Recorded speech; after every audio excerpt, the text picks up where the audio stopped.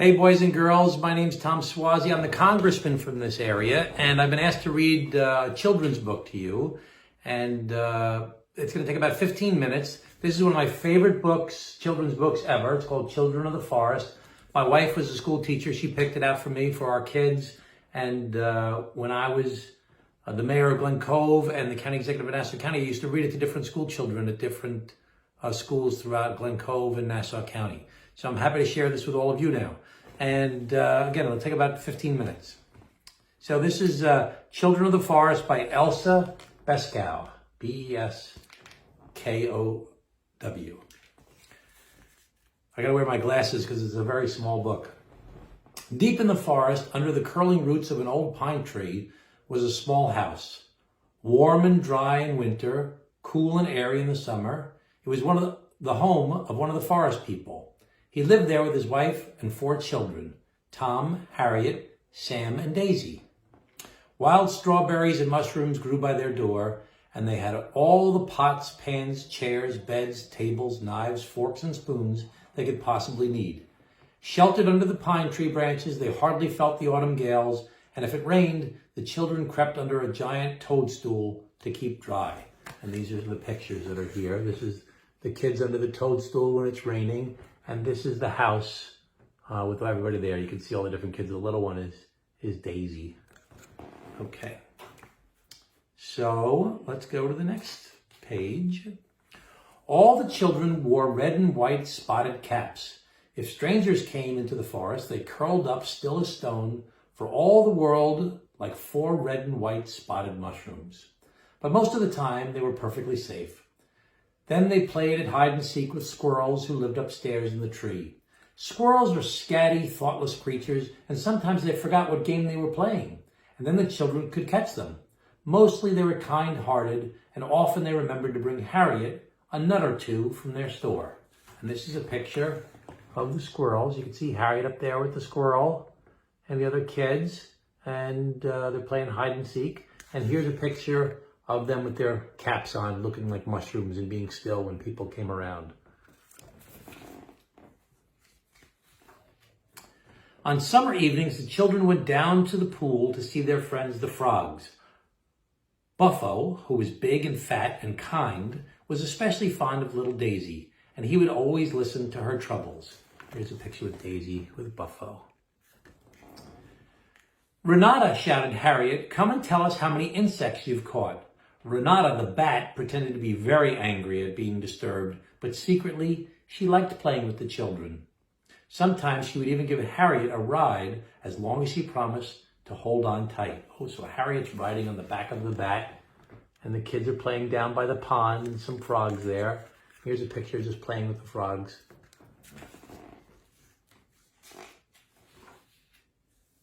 Not everyone in the wood was friendly.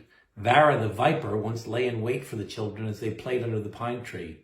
Their father saw him hiding in the ferns and ran out in his thick pine cone suit with his birch bark shield to fight the snake. Tom, Harriet, Sam, and Daisy watched, and as the battle went first this way and that, but at last their father was so quick with his needle-sharp spear that he pinned the viper to the ground. Proudly, the 4 children picked up the dead snake. Where shall we bury him, they asked. And here's the kids taking the snake to go bury him. And this is the dad fighting, wearing his pine cone suit. The kid's watching on, he's fighting the Vera the viper. Just as the children were wondering what to do, an old hedgehog came shuffling up. I'll take that away, he offered with a sly grin. He scuttled off, dragging it so fast that the children forgot to ask him where he was going to bury it. I don't think he was going to bury it, I think he was going to eat it. Then Tom and Sam cut hawthorn spears of their own and poked them in the ants' nest. But the ants swarmed out to defend their home and stung the boys until they cried. Silly boys, said their mother, as she put dock leaf ointment on their stings. Never hurt the creatures of the forest unless they mean you harm. Ooh, that's good advice, Mom. Here's the boys sticking their spears into the ants' nest, but then they get bitten and their mom's putting ointment on them because they're crying because they get bitten by the ants. And here is the hedgehog coming to take the snake away. Like I said, he probably ate it. In the middle of the forest is a cave where the troll lives. No one knows his name. One day when the children were out picking berries, Tom saw that the biggest blueberries grew closest to his cave. I'm going up there, he said bravely. And so am I, said Sam and Harriet and Daisy. Ho, ho, ho, ho, said a huge voice above them. Berries and baskets tumbled everywhere as the children scrambled back down the slope. They didn't even look back to see who it was. If they had, they would have seen the old troll of the forest laughing. It was not often that he had a chance to give someone a fright. So here's the old troll, and he's laughing. And the kids are scrambling, their berries are dropping.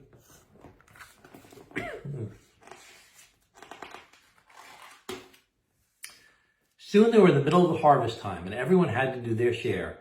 The little brown cupboards in the roots of the pine had to be filled with bottles of berry jam, dried seeds, nuts, and fruit to last through the winter.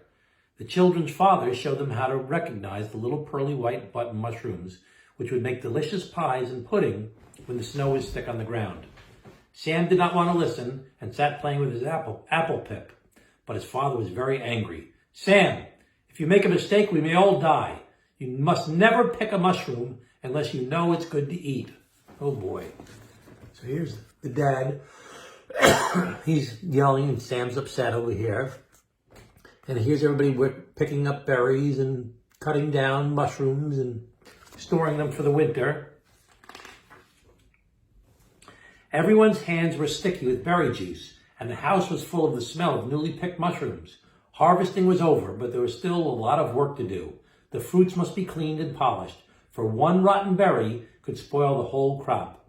Every ripe brown nut was stored neatly away, and each mushroom carefully sliced and threaded so it could be hung out to dry.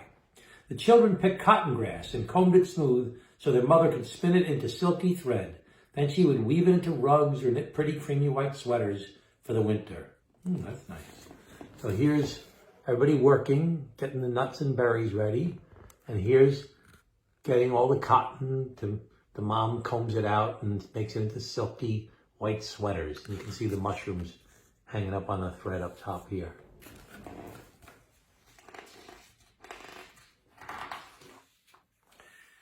The days grew shorter and the moon shone bright and cold as a silver coin, cutting little gray shadows in the pine branches and telling all the forest creatures that summer really was at an end. Mist settled in the hollows like white breath, and the children played at leapfrog with the rabbits until it was time for bed. Sometimes they found forest fairies, dancing and singing in the moonlight and joined in their games. Come back tomorrow night, the children would beg. Perhaps, laughed the fairies, as they slipped away light as thistledown. There's no telling where or when they would return.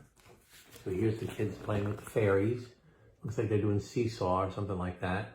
There's the two kids over here and two more of them. I think that's a frog right there. Here's a rabbit in the back. They're playing. This is everybody looking up at the moon. Today we're going to see Mrs. Owl, said the children's mother. It's time for you three, Tom, Harriet, and Sam, to go to school. Guess Daisy wasn't ready yet. Mrs. Owl knows more about our plants, trees, and flowers than anyone, and she will teach you all the ways of the forest. Tom, Harriet, and Sam looked up at the huge dark eyes of the old owl and felt shy, and for once they did not say a word. Oh my goodness. So here's everybody going up to the tree to see the owl for school, and here's the kids meeting Mr. Owl and looking down very shy, getting ready to go to their school with the owl. The owl must be very smart, like your teachers. There were many other animals in school beside Mrs. Owl. Oh, Mrs. Owl, not Mr. Owl, Mrs. Owl. There were many other animals in school beside Mrs. Owl's own 3 children, and some of them the children knew already.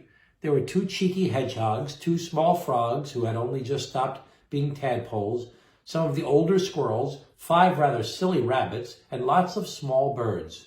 Chaffinches, tits, and jays, and even a young woodpecker. Mrs. Owl taught them the language of all that squeaks, swims, flies, or runs. She taught them to listen to the message of the wind and to see the approach of spring even before the first snowdrop. She taught them to keep well hidden from humans and to be wary of all hunting animals, fox, stoat, and dog. So here's some of the hedgehogs, the cheeky hedgehogs and the birds going to school. And here's everybody sitting for school. Who do you see there? The rabbits and the squirrels. There's the Mrs. Owl's 3 kids, and there's the Harriet and Tom and Sam, and those are the different birds. I think that's the woodpecker right there. That one's the woodpecker. Then came the first winter weather. The wind shrieked through the pines, scattering dead leaves and twigs and sending little animals tumbling to their warm homes. The children's father put up a heavy wooden door to make their home weather tight as the first white snowflakes began to settle. Shivering, the children put on thick sweaters and caps and stepped out into the bitter cold. Even the hare had put on his winter coat. If only we could sleep right through until spring like dormice, grumbled Sam, as he helped his mother with the firewood. Oh boy, it's going to be a cold winter. There's everybody sleeping in bed. And this is everybody outside with their nice sweaters that their mother made with the silky white cotton. And the dad putting the door up, and that's a hare. That's what they call rabbits sometimes, a hare, H-A-R-E. Next morning, the sky was clear, bright blue and snowy. Branches glittered in the sun. Shouting with excitement, the children ran outside, stamping in and out of snowdrifts, rolling in the snow until they looked like huge snowballs themselves. The hare was happy as the children and he raced up, looking for a new game to play. Tom and Sam harnessed him to a sled, and away they went like the wind. Ooh, look at that. The rabbit is pulling them in a sled. See that? Tom and Sam. Here's everybody playing in the snow. Isn't that fun?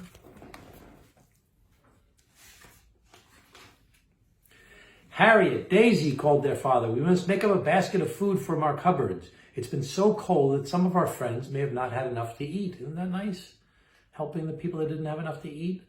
That evening, sleepy and warm, the children sat around the fire listening to their father telling stories his father told him when he was a boy about trolls and fairies and storms and strange cities from long ago. Here's everybody helping to feed everyone that didn't have enough food. They're bringing it, the whole family's there.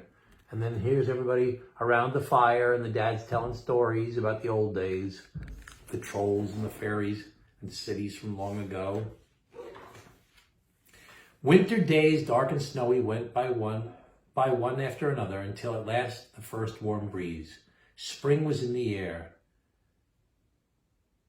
Anemones and snowdrops raised their cool white heads, and branches became thick and knobby with new buds. Birds began singing, and melting ice splashed into every stream. Everything was rustling and restless, and the children raced about almost mad with excitement. They paddled and splashed in the stream, damming it to build a watermill. No one cared how wet or muddy they were, for no child of the forest can ever catch cold. Wow, wouldn't that be good? Nobody could catch cold. There's the kids all playing in the stream, making a little dam. They're making a watermill, having fun. See that? Springtime coming. And this is the end. Everyone in the forest was busy in the bright sunshine. Birds began gathering twigs and moss, and soon from every nest and burrow came the cry of newborn creatures. Tom, Harriet, Sam, and Daisy were amazed to find that they had a new, round, pink baby brother of their own too. A new year was beginning in the forest, and this is where we must leave the children. But if you like, think about them and their forest friends, and that way their story will never end. Here they are, the whole family. There's a little baby in there. They had a new baby, and there's some birds. They had a new baby up there too. So that's the end of our book. Wasn't that good? It's my favorite book. So I know you're not in school these days, but I hope that you're having a nice time at home with your families and everybody's behaving and still trying to learn as much as possible. It's been great spending some time with you, and we finished a little early. I said 15 minutes. It's only been 14 minutes and 22 seconds. Okay, bye everybody. This is Tom Suozzi. I'm your congressman for the area. Nice to see you. Bye-bye.